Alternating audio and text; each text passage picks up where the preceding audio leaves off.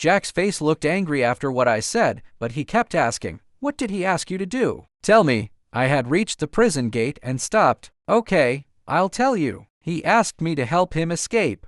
Jack stopped for a moment. "What did you say to him?" I was annoyed and said, "I told him I couldn't help him break out, but if he wanted a better priest to pray for his soul, I could find one." My words were full of anger, and I hadn't really said that to Luo Jixin. But Jack didn't understand my joke. He kept asking, "And what did he say?" I sighed. "Jack, what he said doesn't matter." Jack became quiet. I kept walking, but he followed me. After a few steps, he spoke again. "Wei, don't you think this case is strange?" "Of course it's strange," I said. "But that doesn't mean I'll help him break out of prison just because I'm curious." Jack looked at me for a long time and then said, "If I were you, I would." Then he turned and went back into the prison. I stood at the gate, very surprised. What did he mean? Was he telling me to break the law? Or was he trying to trick me? There was always some tension between us. I thought about it, but decided not to worry. I wasn't going to do it, so why waste time thinking? I started walking again, but Jack's words kept playing in my mind. Luo Jixin's desperate plea and Mrs. Luo's sad eyes also bothered me.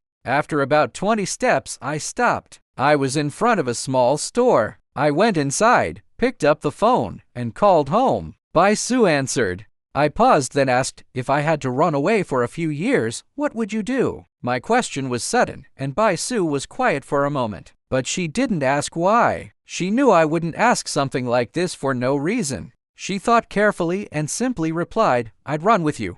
I held the phone, looking around. Suddenly, I saw Mrs. Luo. She was leaving the prison alone. She stopped at the gate, looked up, and saw me. She started walking towards me. Bai Su's voice came through the phone. "Wei, why aren't you saying anything? What's wrong?" I quickly spoke softly. "Su, Luo Jixin asked me to help him break out of prison. Oh my God, he's about to be executed. Can you do it?" "It's possible, but it means breaking the law." "What do you think?" "I think Luo Jixin is innocent. You'd only need to hide for a while, and it would pass. I'd be with you. I know you want to help him, don't worry about me." Mrs. Luo was almost at the store. I quickly said, "If I'm not home in an hour, it means I've done it. Meet me at the East train station with important things." I hung up just as Mrs. Luo reached me. My mind was full of mixed feelings. When Luo Jixin first asked for help, my first thought was to say no, but after leaving his cell, I was too curious. Maybe it wasn't completely impossible. I felt that Luo Jixin was hiding a big secret.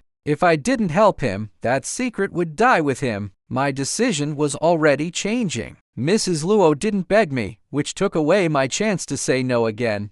And Jack's challenging comment felt like a direct push. Now, with Bai Su's answer, I was almost sure I would help. Mrs. Luo stood in front of me, looking into my eyes. Then she said something I didn't expect. "Mr. Wei, when will you start? Time is running out." I opened my mouth, but before I could speak, she continued, "Don't ask how I know you'll agree. I just know. You're not the kind of man who would ignore a life or death request in a difficult situation." Her words made me want to laugh and cry at the same time. "Mrs. Luo, do you know that if I help your husband, my life could become very messy?" "I know," she said, "but you've already agreed, haven't you?" I couldn't speak. Mrs. Luo was an amazing woman. She seemed to know everything and could stay calm in such a terrible situation that was incredible. I sighed. "All right, can he drive?" "Yes, very well. I'm not just helping him escape, I want to find the truth behind his case. After he's free, I need you and your husband to work with me fully. Can you promise that?" "Of course," she said. "We can escape together. I'll tell you everything I know and convince him to tell the truth." I sighed again. I was foolish. I knew this was a dangerous, impossible task, but with all these influences, I was going to do it. "I'll be back in an hour," I said. "Wait for me." With that, I walked away quickly. I went to a bus stop and waited 10 minutes. In that time, I thought of a good plan to get Luo Jixin out of prison. The bus arrived, and I got on. 15 minutes later, I got off and walked through some narrow streets, stopping in front of a house. The house belonged to a friend of mine, a very strange person, a crime genius of sorts. Don't let the name scare you. He was a very rich man, and like many rich people, he had unusual hobbies. Some collect rare flowers, others keep strange fish. My friend loved to plan crimes on paper.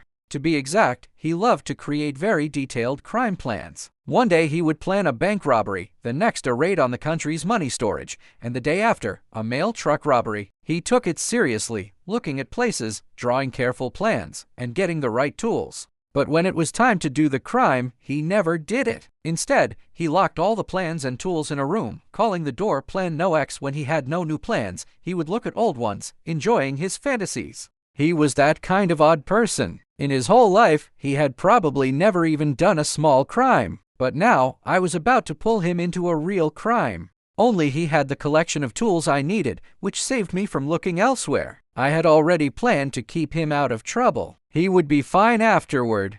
I stopped at the door and rang the bell. Because of his crime obsession, his house was strangely equipped. As soon as I pressed the bell, a small panel on the door slid open. Instead of a face, a tiny security camera appeared. His house had cameras everywhere. He even wore a tiny TV screen on his wrist, half an inch wide, like a watch. Whenever someone rang the bell, he could instantly see who was at the door. I stood in front of the camera so he could see me clearly. His excited voice came through. "It's you! Perfect way! I'm working on a new plan and need someone like you. You're right on time." I chuckled. When you hear why I'm really here, you'll think I'm even more on time. Open the door. The door opened automatically, controlled by a remote system. I had been here before, so it didn't surprise me. "I'm in room 17 downstairs," his voice called out. "Hurry." I knew downstairs meant the basement. I walked down a staircase and reached the door of room 17, which opened automatically. There stood the man I had come to see, Wesley. Don't let his name make you think of a handsome hero. Even though he was rich, he looked funny. His head was very big, his face parts were close together, and his neck was long and thin. Experts say a long, thin neck means a very active imagination, and Wesley was a perfect example of that. He was bent over a large sand table, a very realistic model of a busy city. The streets were full of moving cars, their speeds matching their types. He held a thin metal rod, pointing its tip at the bottom of a large building. The model was so real that I immediately recognized it as the vault of the National Bank. He looked up at me. I walked straight to him. "Not bad, lots of money there. But I'm not here to dream about robbing a bank. I need to do a real job, rescuing a prisoner on death row from his cell as fast as possible." Wesley froze, his face lighting up with excitement. His funny face twitched as he said, "What a great idea. It's so new. Let's plan it." I knew if I told him we were actually going to do this, not just plan, he would be shocked. So I didn't tell him yet.